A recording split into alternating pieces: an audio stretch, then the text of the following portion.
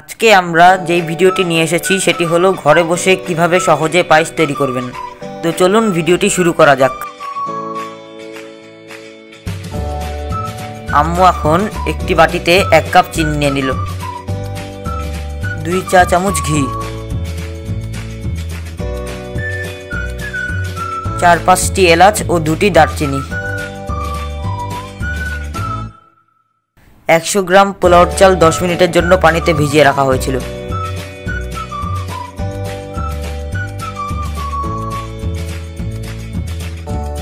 দেড় লিটার দুধ নিয়ে নিলাম। পরিমাণ মতো বাদাম কুচি ও কিশমিশ নিয়ে নিলাম।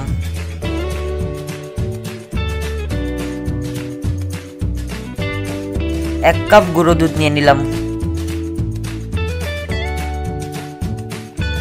দুধটি বলক আসার পর দারচিনি ও এলাচগুলো দিয়ে দিতে হবে।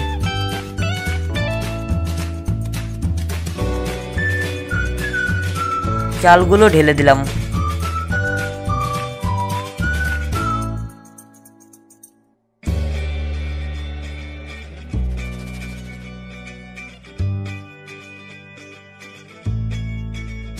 কিছুক্ষণ পর এলাচের খোসাগুলো তুলে নিলাম।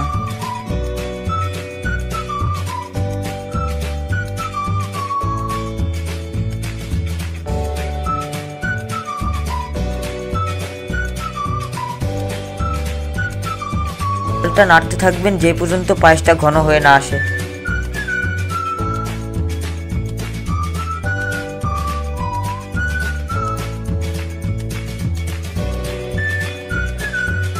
গুঁড়ো দুধটা পানির সাথে ভালোভাবে মিশিয়ে ঢেলে দিবেন।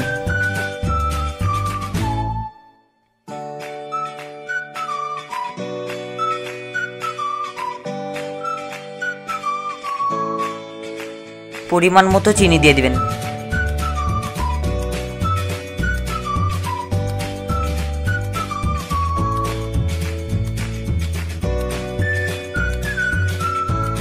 বাদাম কুচি ও কিশমিশ অর্ধেক পরিমাণে ঢেলে দিবেন। 2 টেবিল চামচ ঘি ঢেলে দিবেন।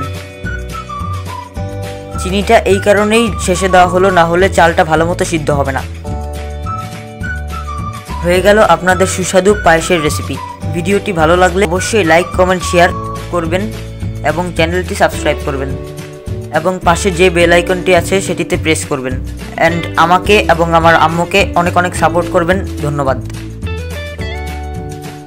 রেসিপিটি ট্রাই করে কমেন্ট সেকশনে জানাবেন কেমন হলো।